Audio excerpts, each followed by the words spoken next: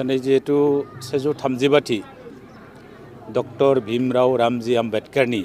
जोनोम सान बे जोनोम सानखौ जोङो सानजारि नोगोरनि बे उलुसापुरि गामिनि स्कुलनि गेलेग्रा फोथाराव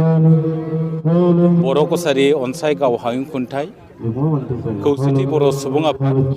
आरो गणतान्त्रिक नागरिक सुरक्षा मन्च बे मोनथाम आफादजों जों बेयाव खुंदों। जिहेतु बिथाङा जोनोमनिफ्रायनो जिथु बादुआ जिथु सुवा नांनाय बेनि थाखाय जोबोद खस्थ' खालामदोंमोन,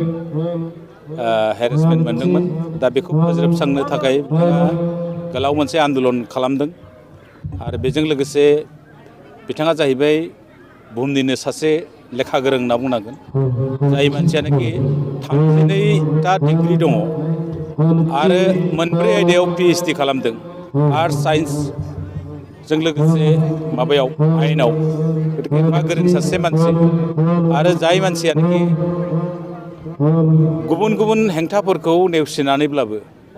भारतबर्षआव थानाय फिसा फिसा जिबिलाक सोबख'जानाय हारि, नासयजानाय हारि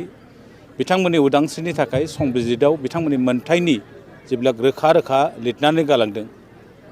जायनिखि जोंखौ रैखाथि होदों होननानै बुंनो थाङोबा जोंबादि फिसा फिसा हारिफ्रा, नासयजानाय हारिफ्रा, गादब जानाय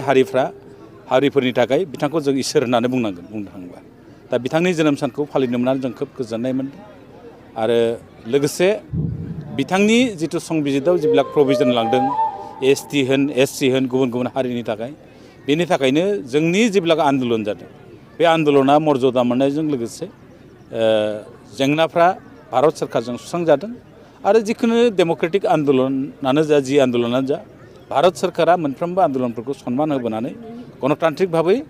डेम'क्रेटिकेलि बेखौ सल्भ खालामबोदों आरो बे डेम'क्रेटिकेलि संबिधानिक भाबै माबानायाव संबिधानाव जिहेतु बिथाङानो बेफोर आयदाफोरखौ जायगा होदों। दा बेनिखायनो बिथांनि दिनै जोनोम सानाव खुंनो मोननानै आं गावखौनो गाव खोब गोजोननाय मोनदों।